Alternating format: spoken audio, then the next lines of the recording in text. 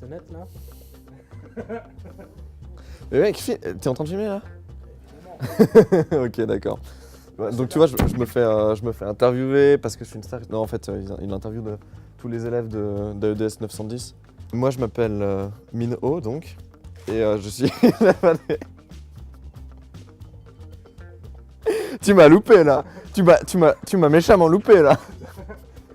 Alors, moi, je m'appelle Minho, donc, et j'étais élève audio dans la classe AEDS 910, donc rentré en septembre 2010. Putain, ça fait loin. Et donc, qu'est-ce que je faisais avant la SE? Avant la SE, j'étais un lycéen standard, tout ce qu'il y a de plus banal et médiocre. Et j'ai eu mon bac en 2010, donc en été, et j'ai directement attaqué la SE. Chose que je déconseille fortement à la plupart des gens parce que je pense sincèrement qu'il faut une certaine, à la fois une certaine maturité, une certaine expérience de la vie, n'est-ce pas, Daniel, avant de rentrer à la SE. Sinon, l'apprentissage est, comment dire, rude. Pourquoi j'ai fait la SE? Alors moi, c'est spécial en fait. Contrairement à la plupart des élèves qui rentrent en audio à la SE, je savais très précisément ce que je voulais faire avant de rentrer. En fait, la plupart des élèves rentrent en se disant oui, moi je veux faire du son, mais je sais pas très bien, peut-être l'enregistrement de musique en studio, ou alors du tournage en tant que perchman ou en tant qu'ingénieur du son, ou alors du live ou ce genre de conneries. Et moi en fait, je suis rentré à la SE en sachant précisément que je voudrais être sound designer pour l'audiovisuel, pour un support visuel en fait, et plus particulièrement pour le jeu vidéo. Et donc, bon, bien sûr, j'ai dû me plier à toutes les obligations, devoir faire des sessions studio avec des groupes, avec des chanteurs, mais, comment dire, dans la musique, en fait, on est prestataire de service. On est avant tout là, en tout cas, surtout dans enfin, bien sûr, il y a toujours la patte créative, avoir un ingé son, autant à l'enregistrement qu'à l'édition et au mixage, avoir un ingé son qui a sa touche, sa patte, qui a sa vision des choses, c'est très important, mais on est avant tout là pour fournir un service au musicien qui est de l'enregistrer, de le mixer, de lui fournir un album qui est tel qu'il l'avait imaginé. Alors moi j'ai fait beaucoup de tournages en fait. Dès la fin de ma première année à la CE, j'étais sur mon premier tournage. C'était un tournage étudiant en fait, un tournage de film de diplôme d'un certain Basile Manant qui était encore étudiant à l'école de cinéma de Châtelaine, que je déconseille très fortement à tous les probablement futurs élèves qui vont voir cette interview. Il va y en avoir des étudiants de l'école de Châtelaine. Oui, je sais qu'ils seront présents et je les salue, et parce que j'ai beaucoup d'amis là-bas, mais à tous ceux qui sont... Ouais, bon, bref, tu couperas ça? Ou pas, je te connais. Je dois parler sérieux? On commence là ou pas? Donc je te regarde toi. Ouais. Putain, j'ai des trucs malsains qui me viennent en tête quand je te mate. Alors. Bonjour, Michael Bogam. Je viens de passer mon diplôme. Premièrement, je l'avais raté ici. J'ai fait un voyage à San Francisco et puis j'ai eu l'occasion de repasser le test théorique là-bas. Et c'était avec succès. Donc je viens de finir ces 2 ans d'études. Pour ma part, c'était vraiment une expérience très intéressante, enrichissante. J'ai fréquenté pas mal de personnes, on va dire, intéressantes, folles, marrantes. Et ouais, dans l'ensemble, on a bien fait les cons. Et tout en travaillant, parce qu'il faut pas oublier que ça reste des études cool, mais il y a une grosse part de boulot là derrière. C'est pas genre, ouais, c'est cool, je fais de la musique et ça s'arrête là et ça vient tout seul. Non, non, c'est du boulot comme tout.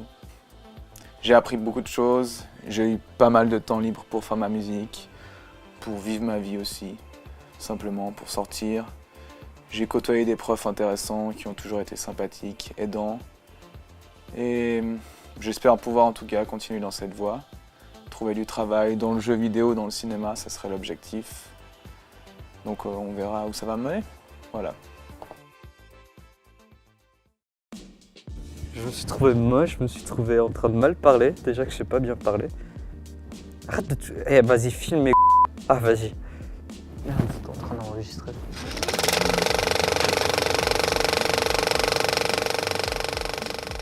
Ah. Toujours dedans. Igor. Pardon. Bah voilà, je m'appelle Émeric Levé. Je suis arrivé ici en étudiant à la SAE en 2010, en septembre 2010. Je viens, comment expliquer ça? Je viens d'un parcours un peu spécial, un peu atypique pour un ingénieur du son, on va dire. J'ai commencé, comme beaucoup d'ingénieurs du son, par de la pratique en fait. J'étais formé sur le terrain et tout. Puis je me suis dit qu'il me fallait quand même un peu de théorie avant de réellement pratiquer ce métier. Et du coup, je suis venu à la SAE ici à Genève pour intégrer toute la théorie en moi. 2 ans sont passés maintenant à la SAE et ces 2 ans m'ont permis de rencontrer des gens exceptionnels, que ce soit étudiants, comme superviseurs, comme professeurs, des gens avec qui je travaille, avec qui j'espère travailler, et avec qui j'espère pousser loin dans cette carrière. Quant à l'avenir, je ne sais pas trop. Pour l'instant, je ne suis pas encore trop sûr, on va dire. J'ai envie de percer dans ce métier. J'ai mes contacts à droite, à gauche. J'évolue comme ça, je fais mes travails. Et puis, j'essaye de voir ce qui arrive. J'espère arriver un jour à intégrer réellement le milieu du live, à devenir réellement un ingé son de live, à faire beaucoup de tournées et tout. Mais pour l'instant, je prends ce qui se passe et je verrai comment l'avenir marche. Non mais sérieusement, parce que moi je peux pas parler si vous êtes là, quoi, c'est sûr. Quoi. Non mais genre, M, tu vas super loin, tu sais. Tu vois, genre, tu vois la porte, tu descends, puis après t'as la COP, tu vas encore plus loin, tu vois.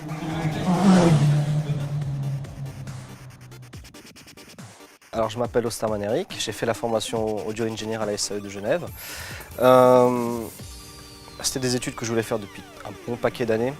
J'ai fait à la base un master d'économie qui ne me plaisait pas plus que ça, et puis depuis longtemps la musique a été une passion. L'idée par la suite c'était de dealer les études avec la famille et puis par la suite faire vraiment ce que je voulais faire. Donc j'ai fait mes 2 années, qui a été plus qu'enrichissante et épanouissante.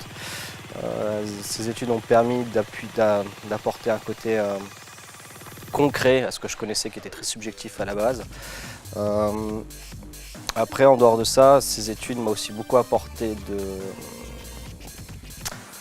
l'expérience sur le terrain, surtout au niveau des courts-métrages, au niveau des concerts, au niveau de l'expérience en studio. J'ai rencontré beaucoup d'artistes avec lesquels je travaille aujourd'hui en tant qu'ingénieur du son. Après, là, les 2 années sont terminées. Je vais d'abord prendre des vacances. Je prends 1 mois et demi de vacances à Madagascar. Avant d'être passionné de musique, c'est là-bas vraiment que j'ai baigné dans le milieu de la musique avec mon propre groupe. On avait notre propre studio là-bas et je n'avais aucune notion théorique et pratique d'un enregistrement en studio, d'un groupe, d'un mixage, d'un mastering et tout ce qui va derrière. Et puis là, justement, je ne suis pas retourné depuis 2009. Donc ça va faire 3 ans, y compris les 2 années à la SAE.